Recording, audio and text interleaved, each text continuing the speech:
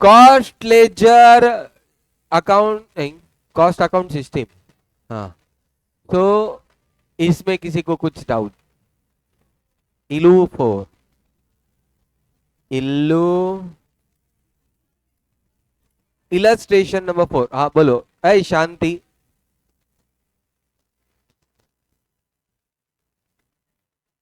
ये श्श,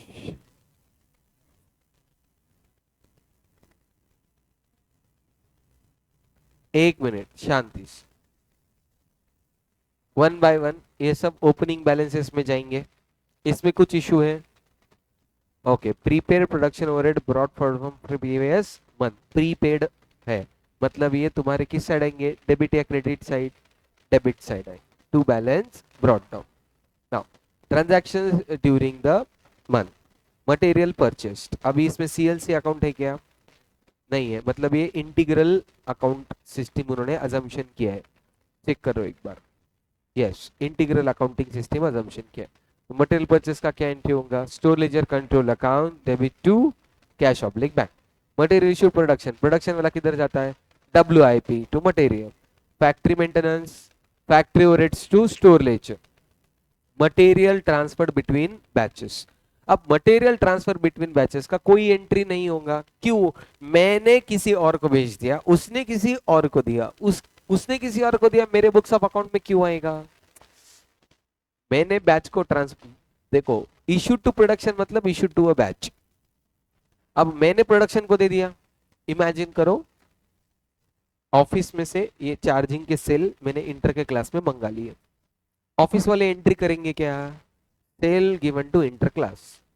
अब मैंने क्या कर दिया, ये सेल काम होने के बाद 12वीं के बैच में भेजा। ऑफिस वाले क्या एंट्री पास करें? क्योंकि उनको क्या पता क्या हुआ बिटवीन द बैचेस, तो इसकी वजह से इसकी कोई एंट्री नहीं होगी। मॉडल ने की है क्या? नहीं है तो नहीं होनी चाहिए। टोटल वेजेस पेड, इसके 3 एंट्रीज होती है, अपन ने पहले ही पढ़ा। wages to CLC or cash oblique bank. Direct wages will go to WIP to wages control. Indirect is factory overheads to wages. Direct wages charged to the batches. अब देखो यहाँ पे एक छोटा सा गेम हो गया तुम्हारे साथ। यहाँ पे डायरेक्ट वर्कर्स बोल के 25 बोला और चार्ज टू द बैचेस बोला है 20।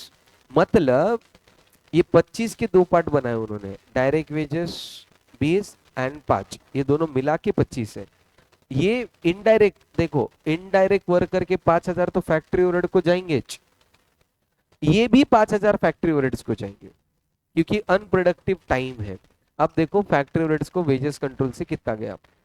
वेजेस कंट्रोल से 5,000 इनडायरेक्ट वाला गया और 5,000 अनप्रोडक्टिव का भी गया। तो ये अनप्रोडक्टिव क्या है?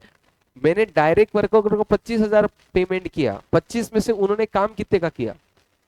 20 का, और 5,000 का क्या करे? फुकट टाइम पास बैठ के उधर चिड़िया उड़ उड़ खेल रहे। तो 5,000 मैंने प्रोडक्शन ओवरहेड्स को डाल दिए, अनप्रोडक्टिव टाइम। तो फैक्ट्री ओवरहेड को दो 5,000 जाएंगे, एक इनडायरेक्ट वर्कर के और एक अनप्रोडक्टिव टाइम के। इधर तक clear?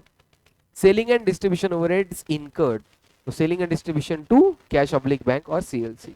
Other production overheads incurred, factory overheads to cash oblique bank, sales cash oblique bank to sales, cost of finish good sold, तो ये किस में आएगा? अभी अगेन मैं इसके लिए बोलता हूँ कि ऐसे 2-3 कंपेयर करो फिर तुमको समझ में आ जाएगा। Cost of goods completed and transfer to finish goods during the month, मतलब ये WIP to finish goods account debit to WIP, तो ऑब्वियसली ये कौन सा हो गया?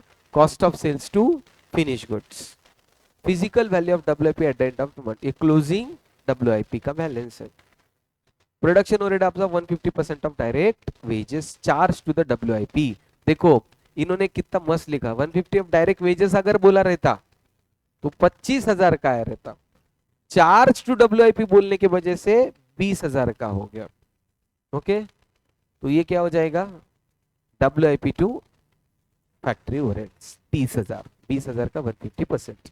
कोनो इशू? नो इश्यूज, धन्यवाद।